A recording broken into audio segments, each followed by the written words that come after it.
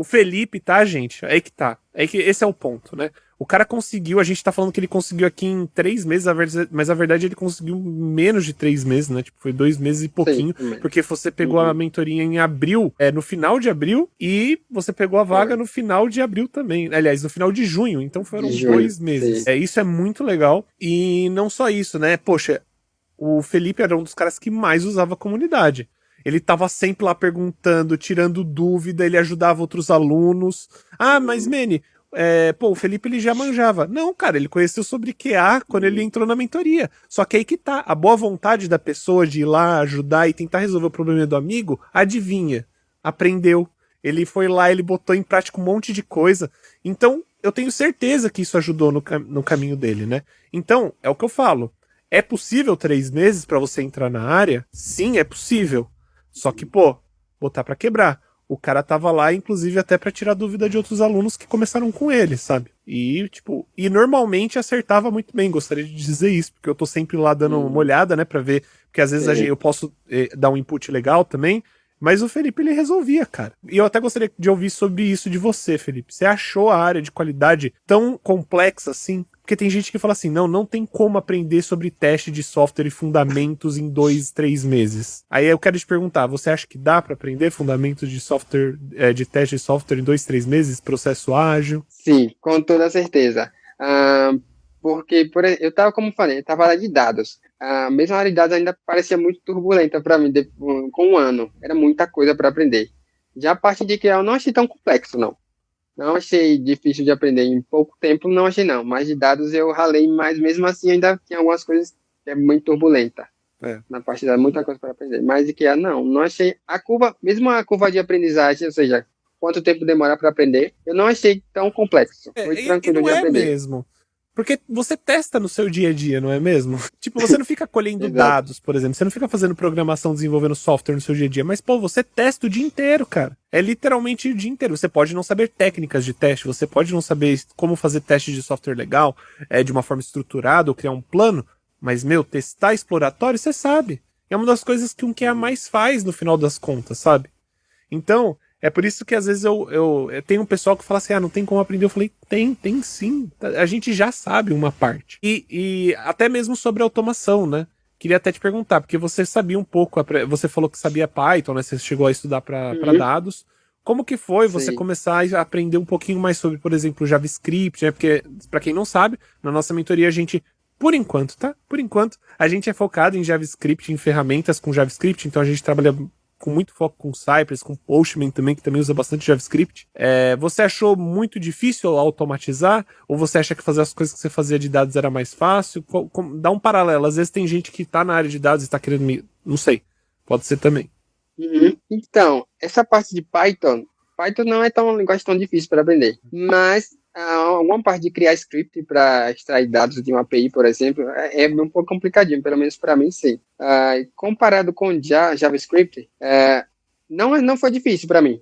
Tá? E como já tinha uma base em Python, e outra coisa que eu queria falar, que a gente não falou em off, mas teve coisas que eu aprendi aqui em JavaScript, que era a mesma coisa que em Python, mas eu aprendi mais fácil com você do que nos vídeos que eu tinha assistido em Python. Inclusive, eu tinha comprado o vídeo de um Udemy de 30, 200, 100, 120 horas, eu acho, de Python, e o cara não ensinava tão bem, ou seja, geralmente as linguagens de programação e o termo tem muita coisa parecida. Sim. Né? Então, teve coisas que eu aprendi mais rápido na parte de JavaScript do que em Python em vários professores que eu aprendi, cara. Sério mesmo. Muito obrigado. Você ensinava melhor. Eu fico... Isso daí pra mim, isso aqui é o meu biscoito, gente. Muito obrigado, Felipe, de verdade. Eu agradeço muito. E, eu me esforço porque, assim, é o que eu falo, né? Tem muita gente que fala assim, Mene, eu tenho TDAH, eu tenho ansiedade, eu não consigo me concentrar. Será que eu consigo fazer a mentoria ou os cursos? Eu falo assim, mas eu tenho TDAH, tá, gente? Eu tenho ansiedade. Eu fiz pensando numa pessoa que tem um cérebro igual ao meu. Então, é só por isso mesmo, sabe? Tipo, é importante, tipo, eu fiz pensando nisso, eu queria que fosse simples, porque eu penei pra aprender programação. Eu sofri muito pra aprender programação, porque eu fiquei, tipo, quando eu tava fazendo faculdade, foi quando eu comecei a aprender programação, eu tive que ficar internado 3 meses em momentos diferentes, né? Foi 1 mês, 2 meses em outro momento. Mas eu fiquei 3 meses fora da faculdade, eu perdi muita aula.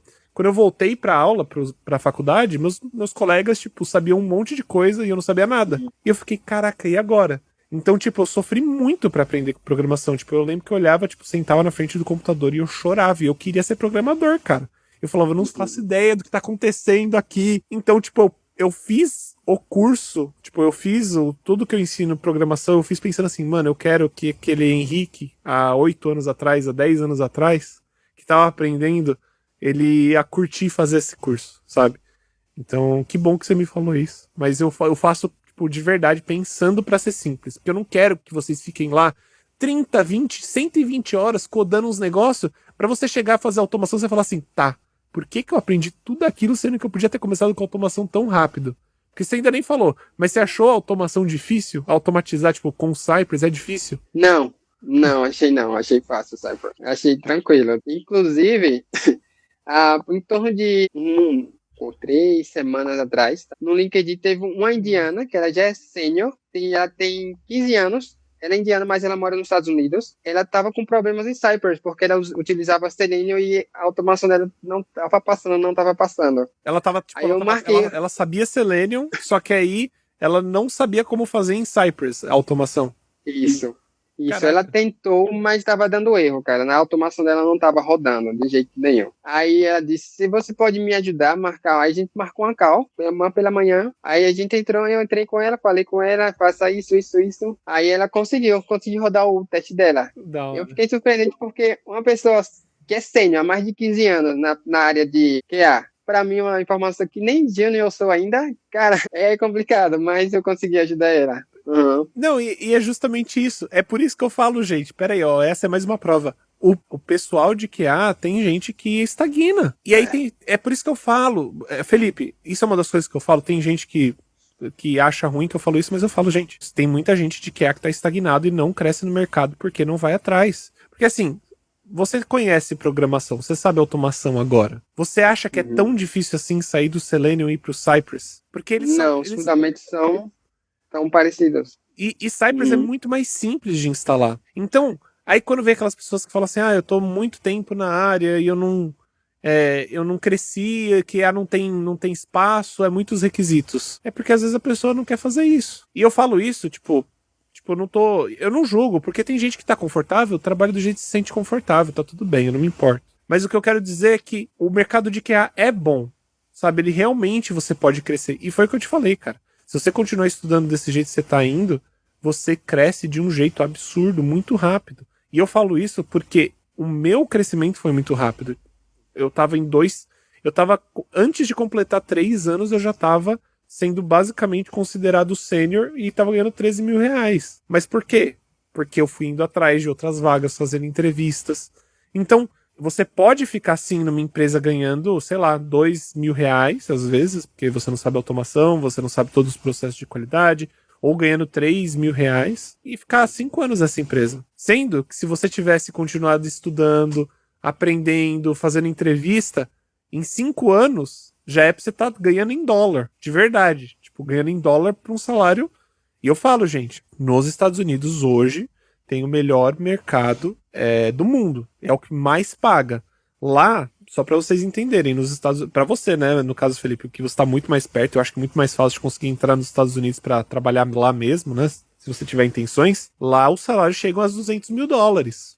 E tipo, óbvio, são das Big Techs, aí eu já tô falando de Meta, Facebook, né, Google, mas o ponto é, as outras não tão grandes assim, tem que competir. Então elas pagam 150, 160 dólares por ano, 160 mil dólares por ano, né? E eu falo isso porque eu sei os números. Inclusive, eu quero tentar fazer, tipo, entrevistas pra Big Tech pra poder falar pra vocês o quão difícil é ou não. Então, tipo, é possível. Óbvio, aí eu já tô falando, quando eu tô falando de 150, 200 mil dólares por ano, realmente, você já tá num patamar muito alto e realmente estudando muito pra você ser um sênior especialista ou até mesmo lead, mas é possível. E, tipo, quanto mais eu cresço na área, quanto mais eu vejo que, tipo, o quanto que dá pra crescer na área e como os caminhos são simples que eu tô vendo, eu falo, eu acho super possível hoje eu, por exemplo, entrar numa Big Tech. Porque eu sei o que eles pedem. Óbvio, né? Não tô falando que é fácil. Não tô falando que eu não vou ter que estudar, nem nada disso. Mas, caraca, Eu nunca me imaginei trabalhando nas Big Techs antigamente. Porque eu falava assim, isso daí só gênio da NASA que sabe, isso daí só o pessoal... Pô, não é tão assim. Não é tão física quântica. Você não precisa ser tão cabeçudo assim. Claro, esforço sempre vai precisar. E o Felipe tá aí pra mostrar que o esforço vale a pena, pô. E é essa a diferença, né, de você escolher uma área que você não tá tão... Tipo, que é legal, que tem mercado às vezes, mas, tipo, quanto que você... até onde você consegue chegar. Porque... Às vezes, o legal do QA, na minha opinião, é que o seu esforço é meio que recompensado, sabe? Então, tipo, você estudou isso, você cresceu na área, você conseguiu fazer ali entender o mercado e crescer na área, você vai ser recompensado com um salário melhor, com um trabalho que paga melhor, com mais benefícios, que às vezes, por exemplo, eu trabalhava na minha antiga empresa, eu sinto muito falta disso, no verão eu tinha sexta-feira livre, sabe? É esse tipo de benefício que você acaba ganhando, e você nem precisa ser um gênio. Longe disso. E eu não tô falando que o Felipe não é esperto, porque é um cara muito esperto, tá, gente? Ele absorve muito rápido, claramente. Mas a questão é, você não precisa ser de outro mundo pra fazer acontecer.